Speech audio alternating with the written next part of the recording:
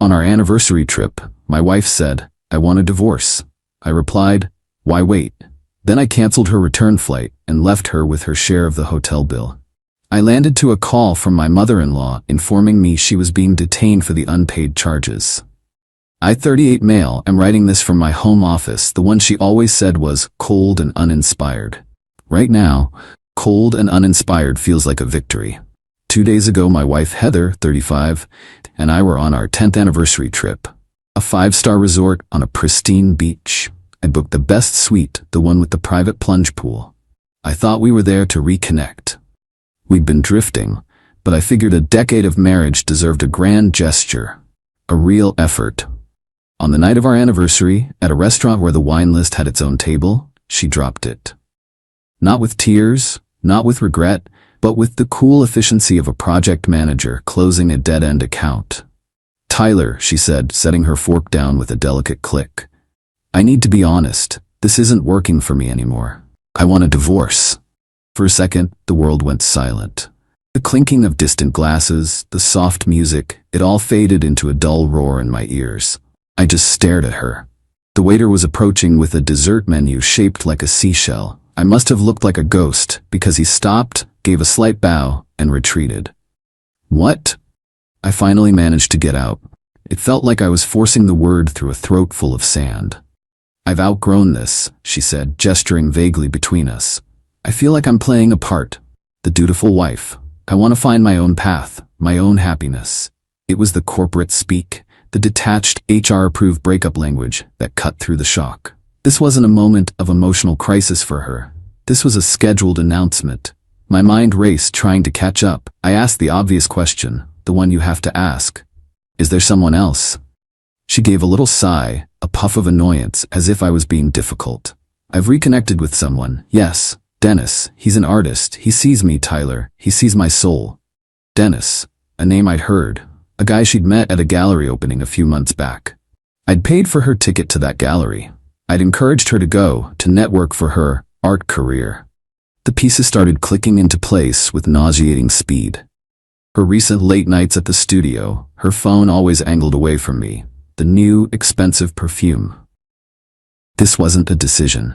This was the final presentation of a plan that had been in the works for months. She had waited until I flew her thousands of miles away, to a place I paid for, to tell me she was leaving me for another man. The sheer, calculated disrespect of it was breathtaking. I felt a strange calm settle over me then. It wasn't a lack of emotion. It was the opposite. It was a surge of pure, cold clarity. A defense mechanism to keep myself from shattering right there at the table. She expected a scene.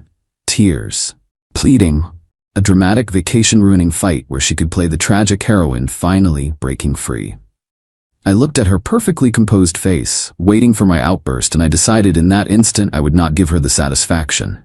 I let the silence hang for a moment, then gave her a small, tight smile. "Why wait?" Her composure finally cracked, a flicker of genuine confusion. "What?" "For the divorce," I said, my voice steady, betraying none of the turmoil inside me. "You want it? I accept. Why wait until we get home? We can start now." I stood up, pulling my wallet out. I dropped enough cash on the table to cover my meal and half of the bottle of wine. "I'm gonna go pack. I wish you and Dennis the best." I walked away without looking back. I could feel her eyes on my back, could feel the shock radiating off her. This wasn't in her script. Back in the suite, I moved with methodical speed. I packed my suitcase. Then I sat on the edge of the bed and made the call. It took a frustrating 20 minutes on the phone with the airline's platinum desk, but since the tickets were booked using my miles and under my top-tier status, they allowed me to make a change to an individual passenger. I canceled her return flight. The miles were gone, but the principal was worth more. Then I went to the front desk. A very professional young woman named Maria was there. I explained the situation calmly and politely. "My wife and I are separating, effective immediately. I will be checking out now. Please charge my half of the remaining nights on the room to my card, as well as all of my own incidentals, the bar tab from last night, my spa treatment. She will be staying and will be responsible for her half of the room from this point forward, plus any other charges she incurs." Maria looked concerned, but handled it with corporate efficiency. She split the bill as I requested. I paid my share, settled my accounts, and called for a taxi to the airport. I was on a red-eye flight within 2 hours. I landed this morning. Switched my phone off airplane mode. It buzzed alive with a storm of notifications. 23 missed calls from Heather.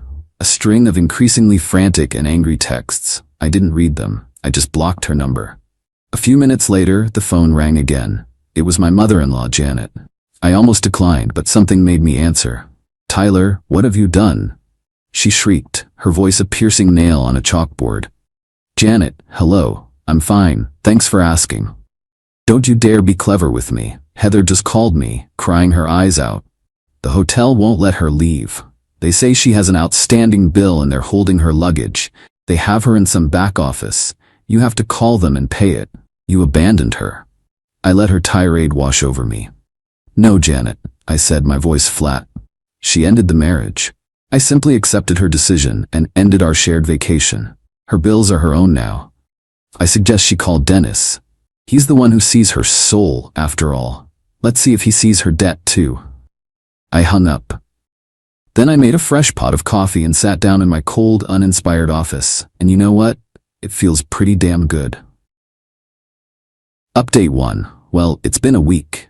A week of silence on my end and a whole lot of noise from everyone else. Thank you for the comments on my original post. It helped to know I wasn't crazy for reacting the way I did.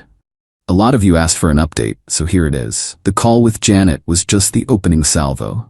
As I predicted, Heather had to call Dennis to wire her the money for the hotel bill and a new, last-minute, full-fare flight home. Janet later called back to inform me, in a tone dripping with acid, how humiliating it was for Heather to have to ask her new partner for money so soon. I told her that sounded like a them problem and to lose my number. Then came the texts from Heather's friends, all variations on the same theme. "Dude, WTF? You can't just leave her like that. She's devastated. You're being a monster." It was a coordinated campaign. Funny how none of them seemed to care about the fact that she cheated on me and broke up with me in the most calculated, insulting way possible. It was clear they'd only gotten the tragic heroine version of the story. Heather herself finally got a message through to me via email, since I'd blocked her number. It was a masterpiece of entitled delusion. She accused me of emotional violence and financial abuse. She demanded I reimburse her for the hotel bill and the exorbitant cost of her new flight. The bill from her boyfriend Dennis was apparently now my responsibility. The email ended with, "You owe me that, Tyler, after everything I sacrificed for our marriage." I just stared at that line, the sacrifices. Like the art studio I'd been paying the lease on for the last 2 years, a little creative space for her to find her passion. A $1,200 a month sacrifice, to be exact. Something about that made me curious. I've always been meticulous with finances. It's my job, after all. I'm an accountant. When something doesn't add up, I investigate. I started pulling up the old statements for the credit card I'd given her for business expenses related to the studio. Art supplies, marketing materials, that sort of thing. I was a guarantor on the account, but it was in her name. The first few things I saw made my stomach clench.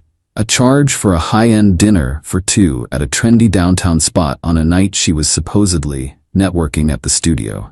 A charge from a luxury lingerie brand. Multiple charges for a high-end hotel in a city a few hours away, a hotel with a very romantic reputation. The dates matched up with a girl's weekend she had taken. The more I scrolled, the clearer the picture became. The art studio wasn't just a studio. It was a front. A slush fund for her affair. The money I thought was for canvas and paint was actually for champagne and secret getaways with Dennis, the soul-seeing artist. My brief moments of sadness over the last week? The nostalgia for the woman I married? It all evaporated. It was replaced by a cold, hard resolve. She didn't just want a divorce. She wanted to continue living the lifestyle I provided, but with him. She wanted her freedom, my money, and to be praised for her bravery while doing it. I spent the entire weekend creating a spreadsheet. Every questionable charge, every date, every lie she told me to cover it up. Yesterday, I hired the most ruthless divorce lawyer I could find. When I showed him the spreadsheet, he didn't even blink. He just smiled, a thin, predatory smile. "Well," he said, leaning back in his chair, "this should be straightforward.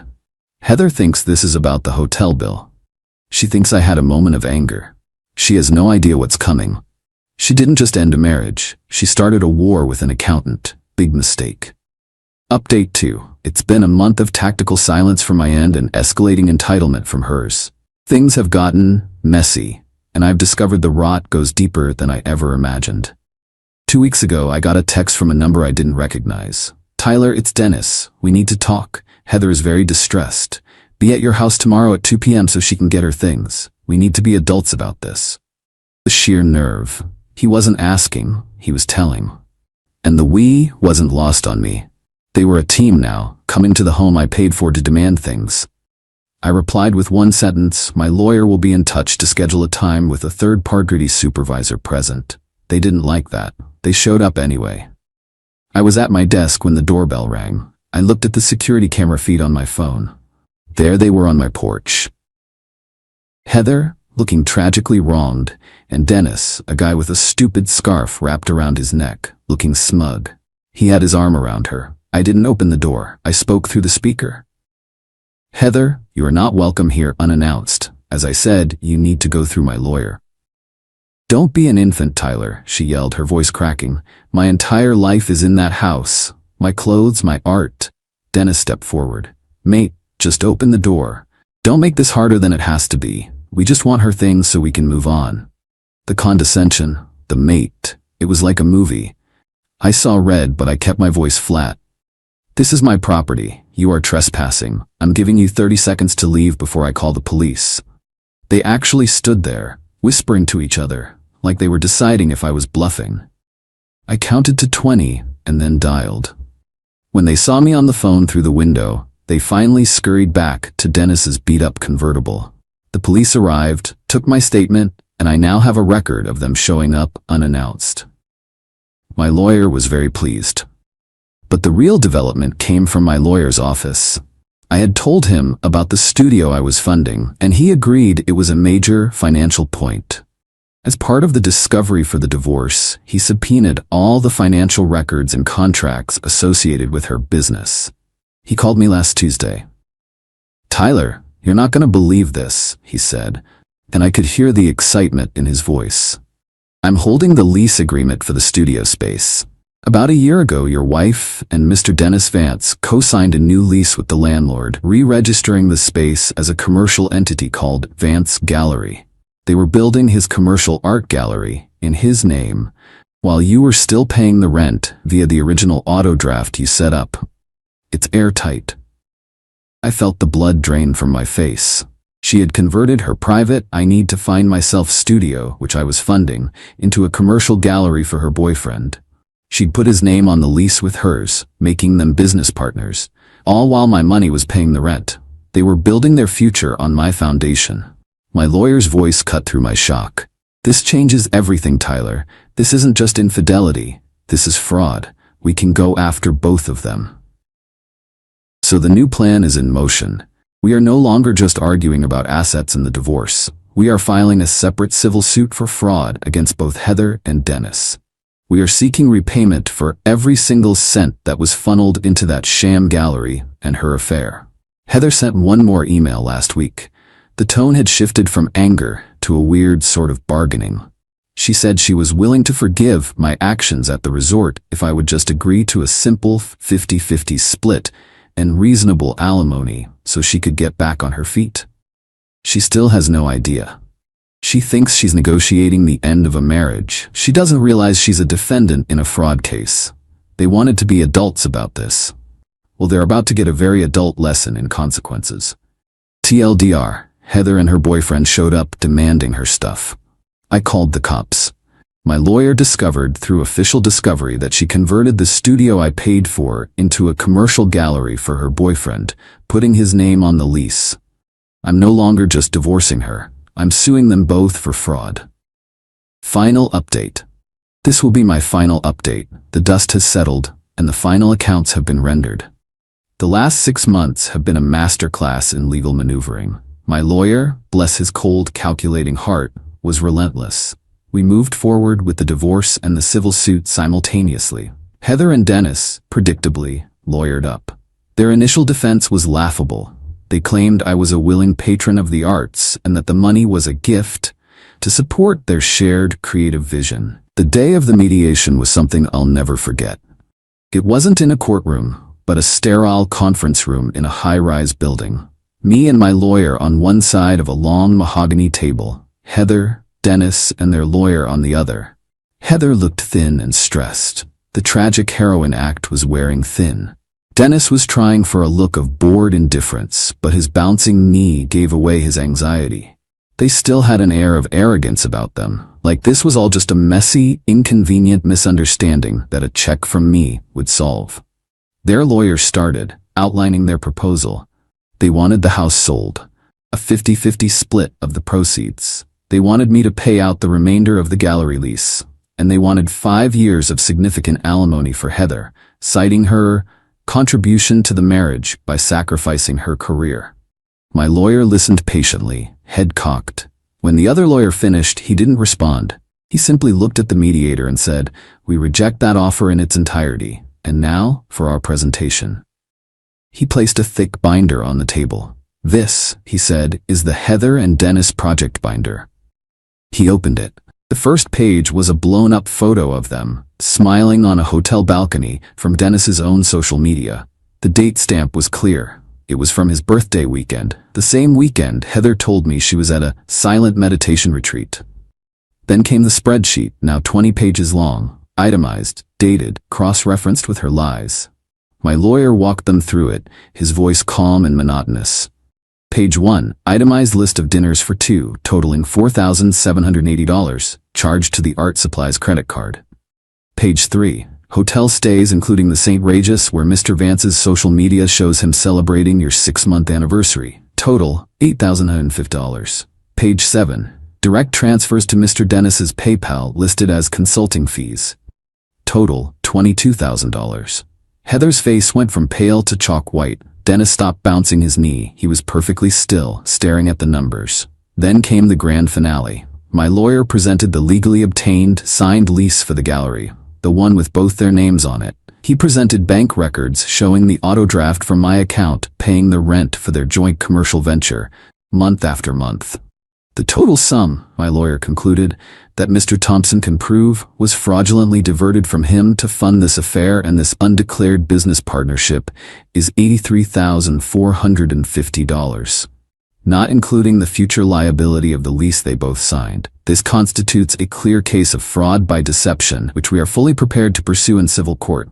The discovery process for that would be extensive. He slid a document across the table. This is our settlement offer. Heather gets nothing. No alimony, no share of the house. She walks away with her personal belongings and the significant credit card debt she accrued in her name. In return, we will drop the civil suit for fraud against her and Mr. Dennis Vance. Their lawyer's jaw was tight. He whispered furiously with Heather and Dennis. I could hear snippets. Criminal charges, perjury. They have everything. Dennis looked at Heather. But it wasn't the look of a man who saw her soul. It was the look of a man realizing his business partner and meal ticket was a massive liability. The look of a man who was just told he was on the hook for tens of thousands of dollars. Heather started to cry. Not the composed, delicate tears from the anniversary dinner. These were ugly, panicked sobs. Tyler, please, she whimpered, looking at me for the first time. You can't do this. I'm not doing anything, I said, my voice even. These are the consequences of your own choices. You wanted to start a new life, here it is. They took the deal. They had no choice. The aftermath was swift. Heather had to move in with her parents. The credit card company, armed with the evidence of her fraudulent spending, is pursuing her for the full balance. Her credit is shot. Janet and Robert called me one last time, but the fury was gone, replaced by a weary resignation. They asked if I could just help a little. I said no. Dennis, as predicted, bailed. The last I heard, he had moved to another city. The gallery, of course, folded. The landlord is now going after both of them for the broken lease. As for me, I sold the house. It held too many ghosts. I moved into a modern apartment downtown, one she would have hated. It's clean, bright, and mine. The spreadsheet is deleted, the binders are shredded. I took the money I saved from the divorce and invested it. My future is my own again. I don't feel happy, not in a fist-pumping celebratory way. There's a scar there, but I feel balanced, vindicated. The scales have been set right. I responded to a calculated betrayal with calculated consequences. I didn't yell, I didn't scream, I just did the math, and the math was undeniable. I'm going on a trip next month, by myself, to a place with mountains and cold, clean air, just me. And that's more than enough.